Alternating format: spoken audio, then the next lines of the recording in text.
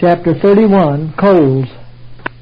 Many labor under the mistaken idea that if they have taken cold, they must carefully exclude the outside air and increase the temperature of their room until it is excessively hot.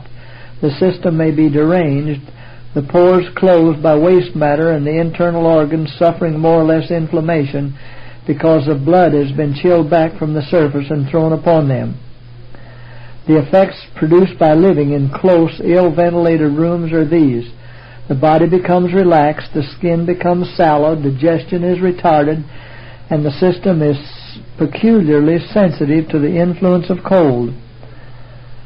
A slight exposure produces serious disease. Great care should be exercised not to sit in a draught or in a cold room when weary or when in a perspiration. If the child is taken cold, it is generally due to the wrong management of the mother. If its head is covered as well as its body while sleeping, in a short time it will be in a perspiration caused by labored breathing because of the lack of pure vital air. When it is taken from beneath the covering, it is almost sure to take cold. The arms being naked exposes the infant to constant cold and congestion of the lungs or brain. These exposures prepare the way for the infant to become sickly and dwarfed. When we overtax our strength and become exhausted, we are liable to take cold, and at such times there is danger of disease assuming a dangerous form.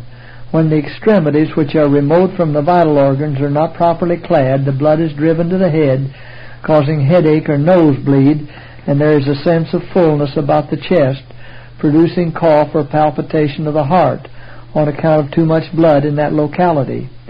An abundance of clothing about the chest, where is the great wheel of life, induces the blood to the lung and brains and produces congestion.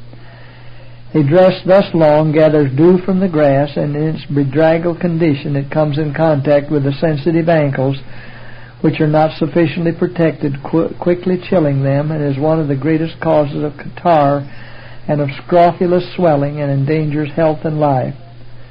Drug takers are never well. They are always taking cold, which causes extreme suffering because of the poison all through their system. At this time of all others, the lungs should not be deprived of pure fresh air. If pure air is ever necessary, it is when any part of the system, as the lungs or stomach, is diseased. Judicious exercise would induce the blood to the surface and thus relieve the internal organs. Brisk yet not violent exercise in the open air with cheerfulness of spirits will promote the circulation, giving a healthy glow to the skin and sending the blood vitalized by the pure air to the extremities. Bring to your aid the power of the will, which will resist cold and will give energy to the nervous system.